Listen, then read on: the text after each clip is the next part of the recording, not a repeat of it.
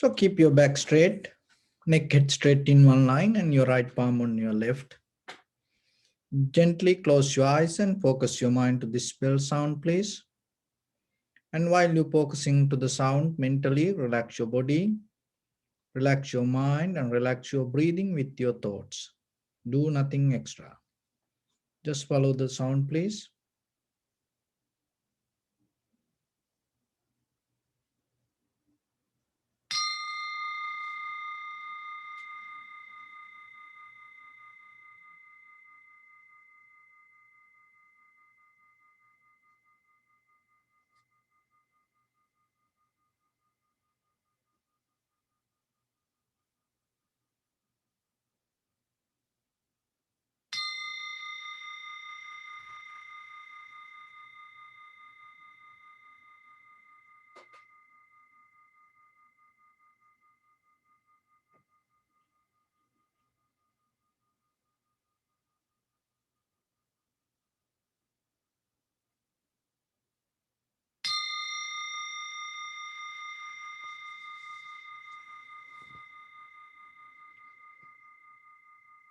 Namo tassa bhagavato arahato samma sambuddhassa. Namo tassa bhagavato arahato samma sambuddhassa. Namo tassa bhagavato arahato samma sambuddhassa. Homage to the blessed one, the exalted one, the fully enlightened one.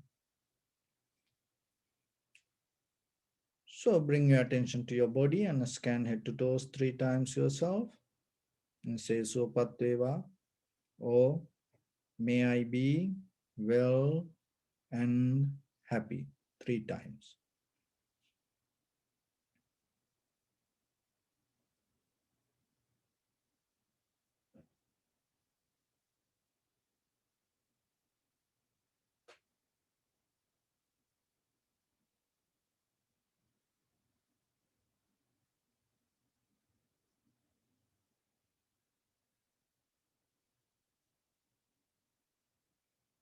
Take a moment and think. We gathered here in this moment to practice this ancient meditation technique. All the Buddhas, all the enlightened masters followed this path and achieved wisdom. So we also gathered here to accumulate that knowledge. In this moment with this sitting, may my body become more comfortable. May my breath be more smooth. May no difficulties come to me. May all the success come to me.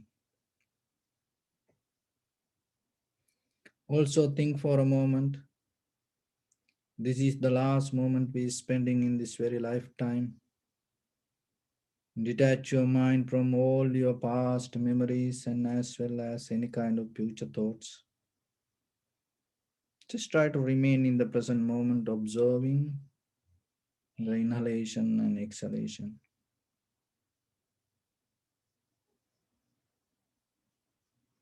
And also later observe the sensation and recognize the impermanent, unsatisfactory nature and selflessness happening moment by moment.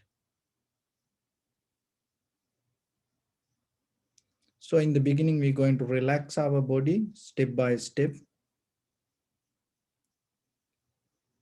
So bring your attention to your right arm, please. Only right arm. Deeply and gently breathing through your nose and bring that all the air or energy to your right arm. Hold it few seconds and breathe out through mouth.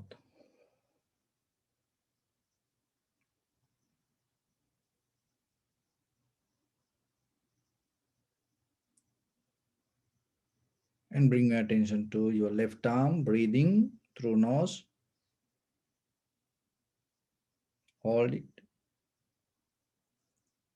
breathe out through mouth.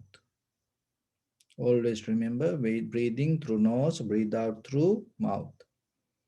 And your right leg, breathing,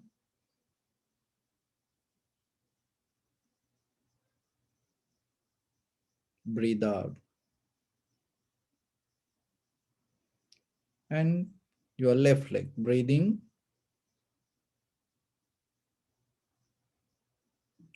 breathe out.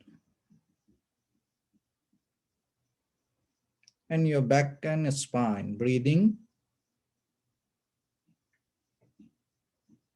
breathe out. Your chest area, breathing,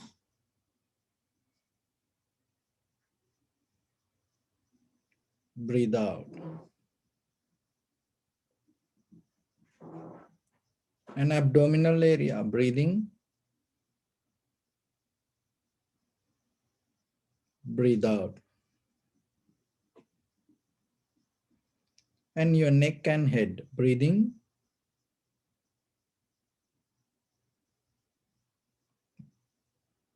breathe out. So now we're going to breathing to whole body like a balloon.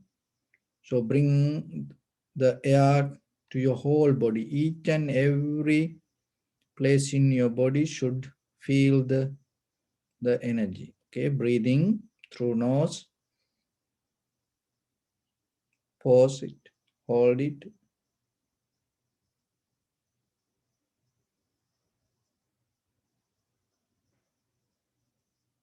breathe out.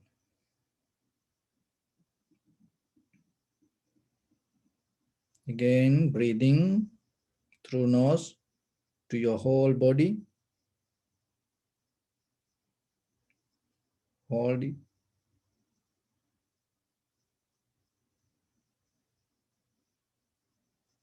breathe out.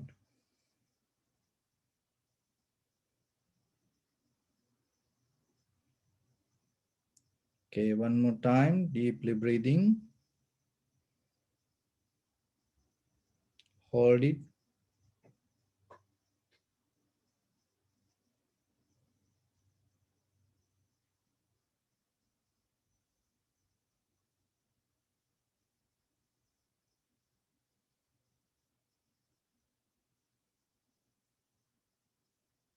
breathe out.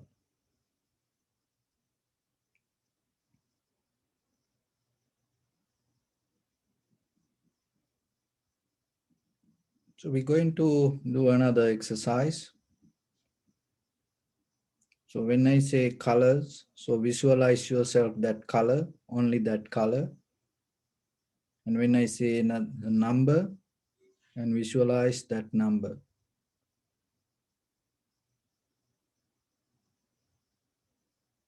Green.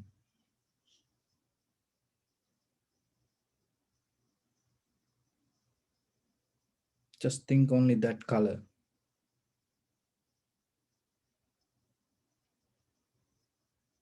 Any object come to your mind? See that object with that color, only green.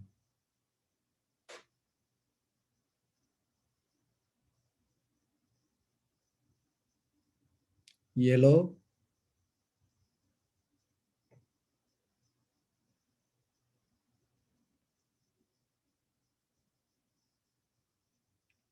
Red.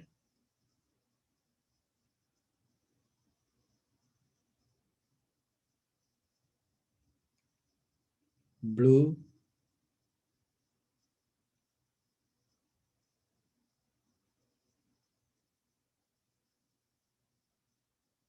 White.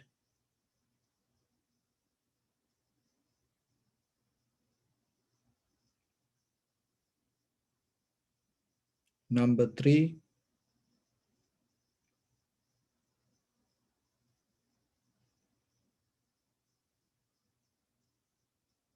Seven.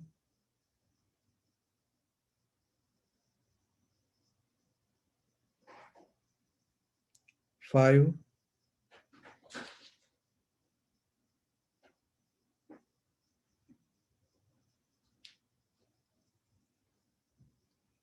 6,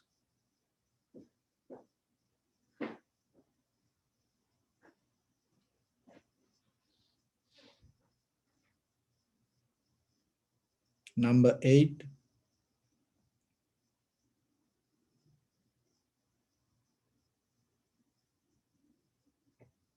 green, 5, red,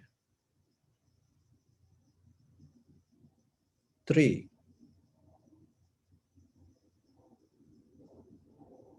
8, white, yellow, 5.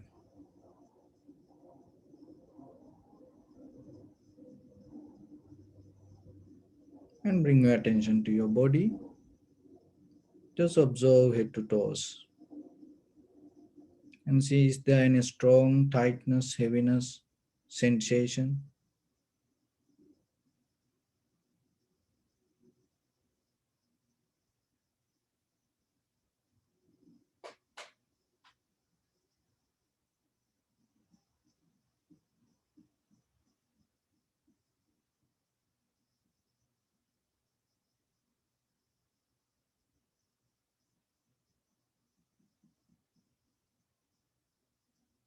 And bring your attention to in front of your nose and your upper lip area. Deeply and gently breathe in, breathe out 3 times and find the sensation, please.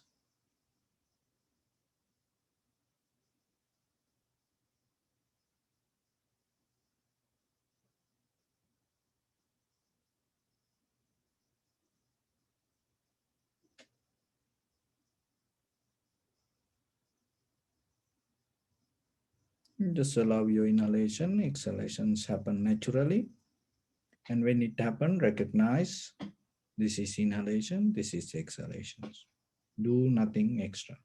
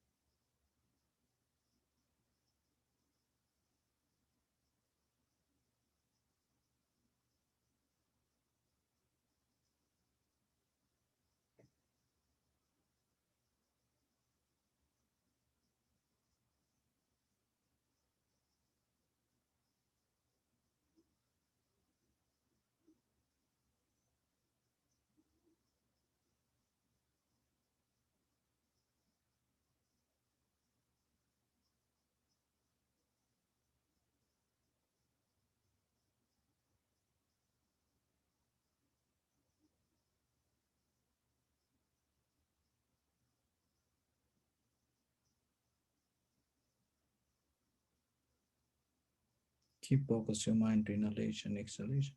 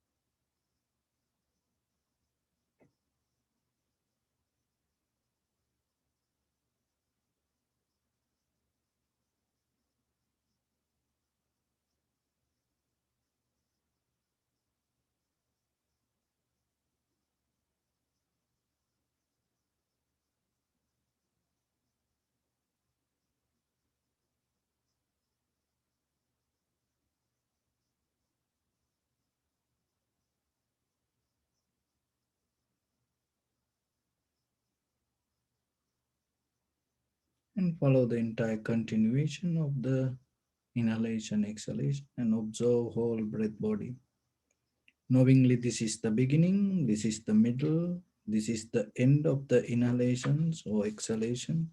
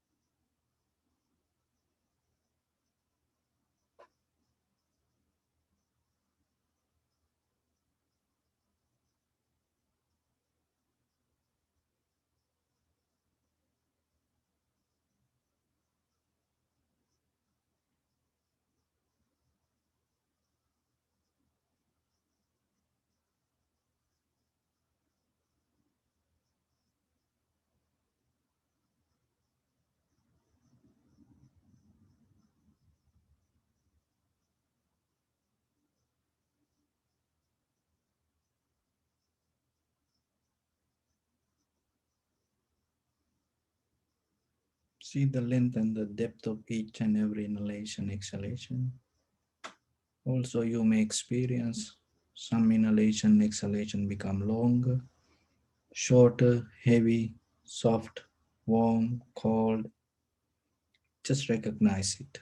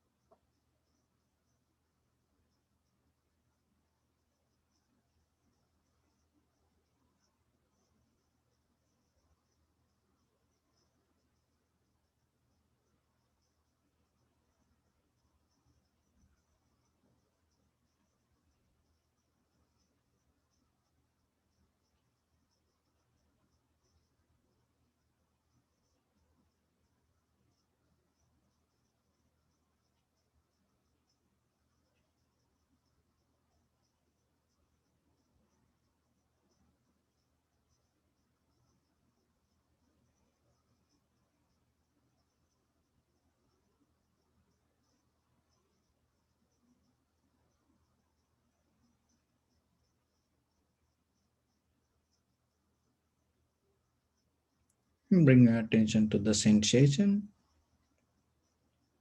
Just observe the change happening moment by moment itself.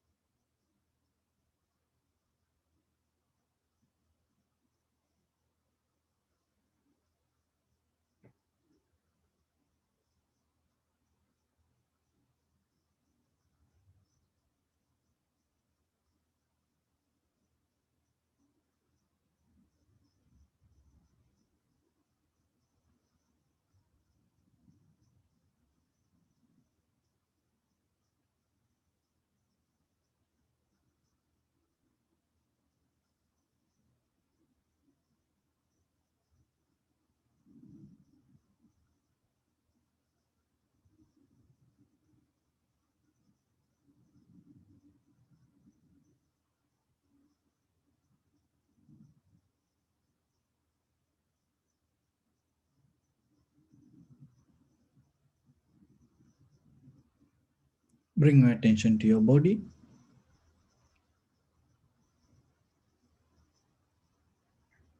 Observe your posture.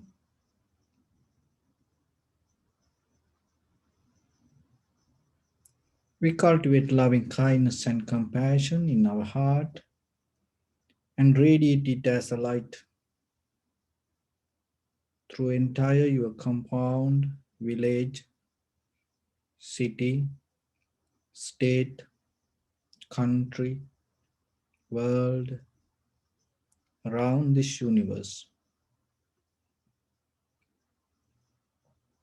Also, as far as you can, through galaxies, other planets, stars, reminding yourself like this with clear intention, mentally repeat after me. May all living beings in this universe be well and happy.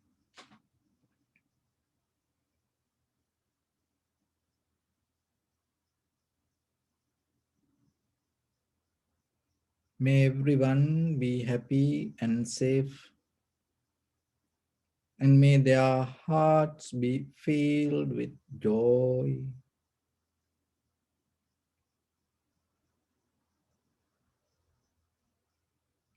May all living beings live in security and in peace.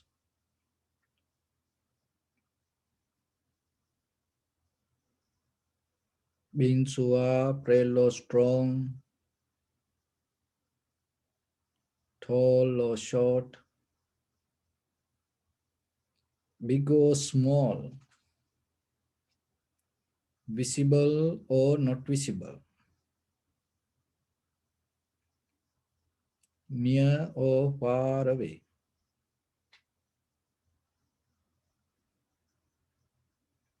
already born or yet to be born.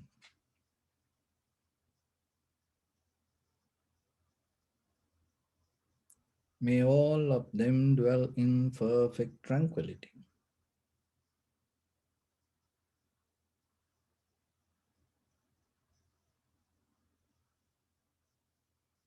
Let no one do harm to anyone. Let no one put the life of anyone in danger. Let no one out of anger or ill will wish anyone any harm.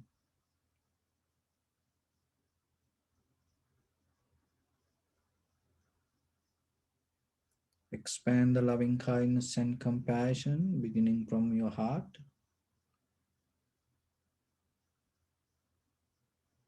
Forward, visualize yourself and send it as a light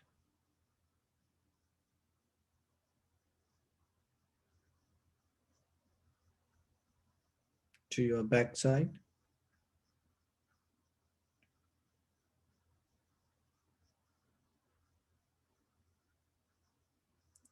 to your left side,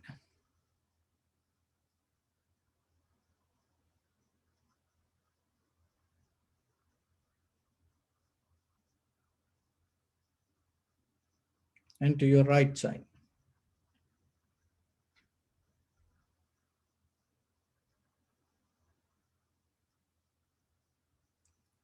Downward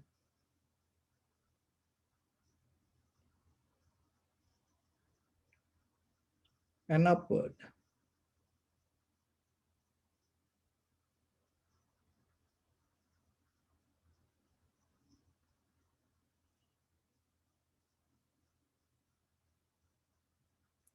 To all six directions at once, like the moon, the sun. Spread the light, spread the energy without any condition, without any limitation, without any resistance or without any judgment. Let your heart to shine with the loving kindness and compassion from the bottom of it with the maximum effort to the highest. Wishing yourself, may all living beings in this universe be well and happy.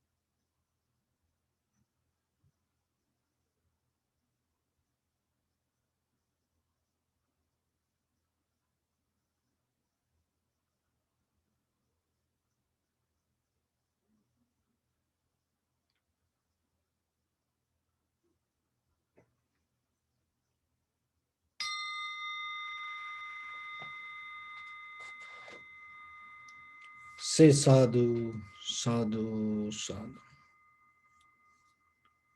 So, dear Dhamma practitioners, far away in a village, there were two friends. They used to go to same school, village school. But by the time one student dropped the school and start to have a just ordinary life, so other friend studied well, and he went to the city and went to medical college and became a doctor. Then after many years, he became the main doctor for that village hospital and came to the same area. So by the time this friend went to hospital and recognized his old friend is the main doctor, and he was so happy. So he went to see the doctor and told, doctor, my wife having some pain on her stomach, and I want to take her to you. So the doctor told, of course, let me help you, bring her. So then the doctor examined her and told, there's a problem with her appendix, so we have to do a surgery. So they agreed and they did the surgery, and she felt well and she went home. So then it's over. After like another 10 month, 11 month, he got a phone call from the same friend. This doctor got the call, and this friend told, oh doctor, my wife having a stomach ache, so you need to remove her appendix. And the doctor was little bit disappointed, because, and he was thinking, see how ignorant this person. I am the doctor, and I already done the surgery, and this person and try to advise me now and telling what to do and this thing, that thing. And the doctor was a little bit disappointed, and but he told, anyway, bring your wife, I will examine. And then he told, no, get ready for the surgery, I going to bring her, please do the surgery for her. She having this kind of like a symptom. So he told, the doctor got a little bit mad and told, okay, let's do that. So bring the wife, I want to examine. So then again he keep calling, you have to do this surgery and you have to. Yeah. Then the one day doctor got so mad, and he was so that disappointed and told even his staff, this man drive me crazy, and like that hitting to tables and kind of like mess up his whole day because of this phone call keep coming. And he was so disappointed, why this person keep telling to me this, because I already done the surgery and it cannot happen anymore, because once you remove the appendix and it cannot done. And this, even this, that the person giving me advice and what to do, so like that. So somehow he again called. Then he got so mad and told, you know that you I already removed your wife appendix, and there is no way that one person can have two appendix. So then this person told, but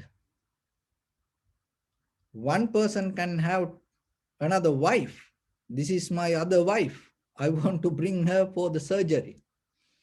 So, when it comes to our life also, assumption, we assume things. And maybe we are well experienced in our field. And sometimes there are situations come and we use our qualifications, we use our experience, We use our knowledge and we use our culture, we use our traditional measures, but still, there are things can happen beyond that. But this assuming is an addiction. That is the thing that we have to understand. It cover up your this clarity of understanding, clear comprehension. It's deeply invisibly happening. Look at the world. We assuming that all the science and the technology today regarding the human life and regarding the universe, everything depend on assumption. Assume. So according to the whatever the details that we have, and we assume regarding eons backward, and even we assume regarding this entire universe. And when it comes to human mind and human world, there are many kind of machines and technology, and people become kind of like machines. People are machines for actions. People became machines for emotions. People became machines for reactions. People are machines for thinking. And we are machines to assume. But when it comes to the Buddha's teaching, what is out of this all the science, technology, or the machines and this mechanism? What is the different? If you just close your eyes and completely become neutral with your physical and shut down all activities and come to a point and just be silent, and then you will see still your mind keep chattering. So far in this world, there is no any scientific research has done to stop this chattering. That is what the Buddhas talk about. When it comes to insight meditation, how you can maintain this inner chattering, how you can understand this inner chattering. That is what the Buddha tried to explain.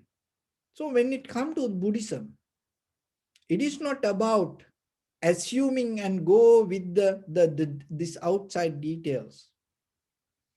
It is mostly deeply observing and recognizing. That is what we call analyzing, analytical meditation, another way of vipassana. So then when it comes to our own inner behavior, when it comes to our day-to-day life, so do you apply that the method to yourself, or you just go with the habitual patterns, because you just go with the reactions, or you kind of like a machine? You have to look at yourself, the way you sit, the place you sit, the way you eat, the things you eat, that the way you behave just for a day. Look, exactly same. Even 10 years, you will see. You keep repeating the same thing unconsciously. You can do the same thing. You can sit at the same place. But if you do it consciously, then it is not a repetition of action. That is what you have to understand deeply. Don't allow that action to repeat itself. You have to break down. So once you break down that, it will help you to slowly get out of this assumption. Because in day-to-day life, when we become kind of like these machines, what happens? We more focus to these outside things. Just imagine. Physically, we are kind of like, we all having a kind of very comfortable environment. So it's like this, you having a good car. So the interior, exterior is very, fine, beautiful, and a very luxurious car. The tires good, engine, run very well, and tank full of gas, everything so good, complete, nothing wrong. But imagine, how about if you drive on the wrong direction, what will happen? So same like maybe this conditional world, this all the material things can be perfect. So the people are more and more into this material world and try to bring the comfort to us. Nothing wrong with it. But how about our personal view? It's like our path, it's like our road. Maybe you have everything good, you have very healthy, comfortable life. How about when you come mentally wrong? If you have a wrong view, what will happen? Where you go? What will happen out of your bodily, verbally, mentally actions? So then are you aware? Maybe we think about, we are so into what we eat and our nutrition pattern, and also the medication and the vitamins. We don't miss that anything, and we are so into, oh, we have to get the vaccination, that's it's important. But how about our view? Deeper inside the self view, how much effort that we put to correct it. So you get this everything healthy and comfortable. But how about when you get into the wrong view? So then that, as you know, that sometimes when you use credit cards, or maybe if you frequently fly, or if you go with the banks and do things, and maybe you have some other agreements with some consumer product, buy online, you get loyalty points. So that's mean you are a very loyal customer, and they give loyalty points. So in your life, we are more, we are more, sometimes we are into, the very loyal to these outside patterns. Have you ever thought about, can you get any loyalty points, that's loyal points to your life, that with your behavior?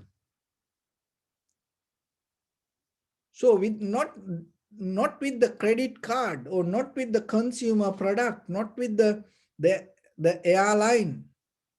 You have to be loyal with yourself, with your values. Why? Because end of the day, this everything disappear like this. Then it's go. Once it go, it's gone. You cannot bring it back anymore. Look at that recently, that the shooting happened somewhere in this country, that the mother died, this young girl, daughter, and she every day meet her mother every Sunday. So this last Sunday, she was so tired and thought, oh, she used to do it every Sunday and go and see her mother. She thought, oh, this Sunday, I'm tired, I want to sleep. She went to sleep, and her mother died, and she never going to see her anymore. See, she used to do it every Sunday, but this Sunday she thought, I'll do it next Sunday. I can do it next Sunday. See what happened. That is why it can happen to us also. It can happen to you also. That is the very, very nature of life. So rather than getting disturbed out of it, you have to understand, this can happen to anybody. So then you have to remember in your life, don't miss your opportunity. Why? Because once things disappear, it's gone. You cannot bring it back. So then whatever you have to do. And be loyal, bring value to yourself. So becoming loyal to yourself is one of the more major important part in this spiritual journey. So how you can become loyal to you? What does that mean? So be loyal to humanity. That is the beginning. That is the beauty of the Buddha's character. Be loyal to humanity. You can be loyal to many things, these outside things, but sometimes we are not loyal to humanity. We are not loyal to humans. So that's why you need the loving kindness, compassion as a bridge to bring that connection. So that connection is kind of like a water to your heart. If your heart is the boat, just imagine you have a boat. If there's no water, where to go? What's the point that you're having that very expensive boat? You need water. So this loving kindness, compassion is like a water that can bring your heart to other place or other destination. So then yourself always remember, add some value to yourself, be loyal to humanity, and with the loving kindness and compassion. When you miss that, what will happen? When you are not loyal to humanity, anything can happen out of your life. Because the human life is one of the most important life. Other animal life important. But look at the world. Human have power to change all the animals. Their behaviors, their character, their life. We are overtaking all other human, the living beings. So then as a human being, that yourself, invisibly, you don't see that. You have so much power around you. And even according to your behavior, there are a lot of seen, unseen, these living beings depend. So when you bring value to humanity, what will happen? The naturally, deeply, that connection start to build around you. So if you don't have that, what will happen? Then you will start to funding somehow for the greed, hatred, and the delusion. And when it comes to the world, look at if anybody do something wrong, deeply, somewhere, somehow, invisibly, another person funding for that person, emotionally, ideally, physically, or maybe through financially. In every field or any problems around the world, political problems, economical problems, spiritual problems, social problems, take anything. There is some another human being deeply connect and funding to that person to do that wrong thing. So if that person don't help, that way this person cannot do it.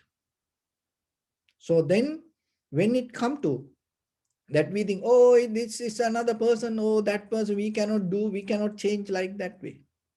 No, you are the one who need to change yourself deeply. When you go to the bottom of your heart and when you change from there, remember, it has so much power. You don't see that. So you have to activate that. You have to bring it. You don't need too many people to do that.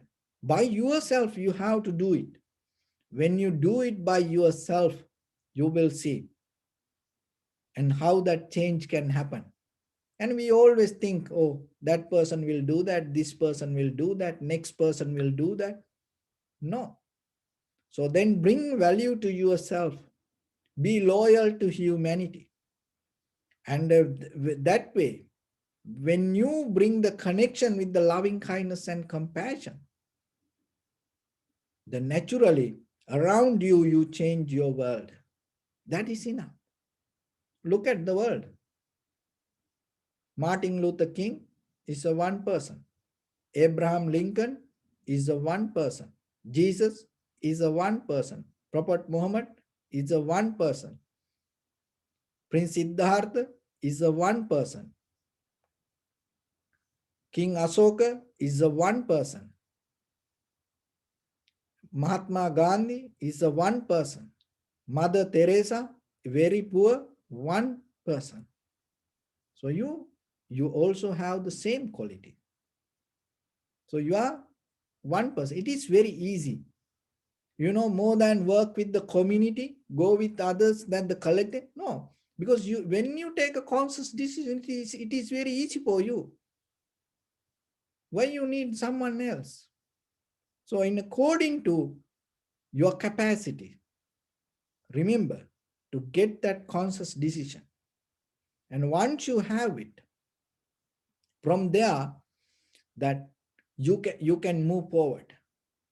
And sometimes people say they feel kind of like they feel lost. Sometimes Venerable sir, I feel like lost. So I ask them, why you feel lost? Because do you had any direction to go? Because if you didn't have any direction to go, how you can recognize you lost? Just imagine yourself. If there is no destination for you, how you know you lost? So if you have the destination, if you are very clear where you want to end your life, there is no way that you can be lost. There is no way. Maybe you miss the road, but you can get back. We all in our life, sometimes we take wrong path, but we come back. Look at 2,600 years during this Buddha's dispensation. Everybody, not from the mother's womb, come to the, this right path, eight noble path, and practice there and attain to enlightenment. Nah. So it's a life is kind of like you have to go many wrong directions to get into the right path. It is okay. But if you know where you should go. So that's why when you add value, what will happen? You naturally start to uplift your consciousness and awareness, and you start to see. That seeing is, you cannot get out of books. So to get out of the assumption, add value to yourself. So to add value to yourself and be loyal to humanity. When you become loyal to humanity, your consciousness become more sharp and clear. You start to see the purpose. When you start to see the purpose, there is no way you're going to miss your path. And that's mean mentally your vision become very clear. That's mean your view going to become more sharp, more clear. And sometimes we like to have a right view, but we don't want to change ourselves. We don't want to let go who we are. We don't want to drop our activities. We don't want to this machinery method that we go through with the actions, emotions, reactions like that way. But still we like to have a right view. We all like to have a liberation or the enlightenment, so kind of like that. It's not going to happen like that way. Why? Because this all depend on cause and effect, causality, dependent origination. That is the basic mechanism when it comes to Buddha's teaching. So whatever you experience, there is a reason behind it. So then if you can reverse the mechanism and you can get it. So practicing meditation will help you to understand and develop this reverse mechanism. There is a reverse mechanism. So when you get a kind of like any to the machine, if you start to take parts by part, part by part, you can recognize what is the mechanism of it. Just observing from outside, you cannot see. So then this life also the same. When you want to have the right view, just having hopes, dreaming about it, praying about it, not going to work. So there is a way for that. So the way, because we go into the wrong views because of the assumption. Assume. We are addicted to assume. So then you have to cut it down there. You just cannot cut it. Why? Because we born with it. Our whole this nerve system, all these neurons, fire and wire with the assumption. When we assume, we feel so good. And that's so when you drop that, it's you kind of like it's going to blow out this whole nerve system. It's very difficult for some people. So that's why, how then you can slowly transform that energy little by little. So from there, you start to bring the loyalty to humanity rather than assuming. So bring whatever your action you do in the very first level, bring the value to yourself and be loyal to humanity. And that loyalty is bring the loving kindness and compassion to yourself.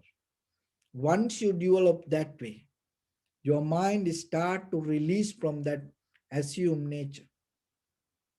And that freedom will help you to get into the right view. So once you have the right view, and your journey become more and more and more beautiful. It's not going to be easy. It's not about easy, just you giving kind of like a fast track. No, it's going to become more beautiful. And you don't feel any difficult, even though journey is so long. Even though journeys go up and down, you enjoy it kind of like a roller coaster. So then get that ability to yourself, because otherwise having this all the physical and material things, and even you live 100 years, doesn't matter if your view is wrong. So then start to work for that, and day-to-day life, start to look yourself little by little, little by little. Get out of this inner chattering and that comparison and the assumption regarding your own past. And tomorrow you're going to see completely new day. So then start to look your husband, start to look your wife, start to look your children, start to look your parents, start to look your neighbors, brothers, sisters, any situation come to you as a brand new situation. Just imagine the very first day that you saw your husband or your wife, what kind of feelings that you had. And the very, first day you got married, your wedding day, what kind of feeling you had. Look at the same person that you live with, but what happened to that feelings? Where it gone? Why it gone? So you can have that feeling again. So it is very necessary in conventional life. Because consciously, when you start to find that, what happened deeply, you drop this habitual machinery pattern. And then it awake your whole nerve system. So then it will help you to find the balance deeply within yourself. So that balance is very necessary in conventional life. And with that unbalance in your conventional unbalance, remember, you will never, don't look for spiritual balance. It's not going to happen. So then that the very first level, find that conventional balance. Once you find that balance, from there, when you look, you're going to see that is where the spiritual journey going to start. So that is why this all the teachings, every day we trying to remind you, forgetting yourself, forgetting this conventional life, and forgetting your inner balance. If you look for something, if you pray for something, you cannot get it there. So then start to work from your inside. And doesn't matter whatever the behavior other people have, and do your best. Be loyal to humanity. It doesn't matter how difficult with your wife or the husband or the children or the parents or the neighbors, start to get connect with the humanity and build up that loyalty inside yourself. And that loyalty will uplift you. And once you uplift yourself, remember that whatever the difficulties you have around you cannot touch you. Only thing, the thing is, we struggle with the difficulties with our habitual, conventional, this mechanism. And because of that, we every day, even we born again, we're going to have that problems. But if you come above that, your conditional view, and have a higher view, and these lower problems cannot touch you. So try it. So that is what the dharma. You will see. It's not going to anymore can catch you.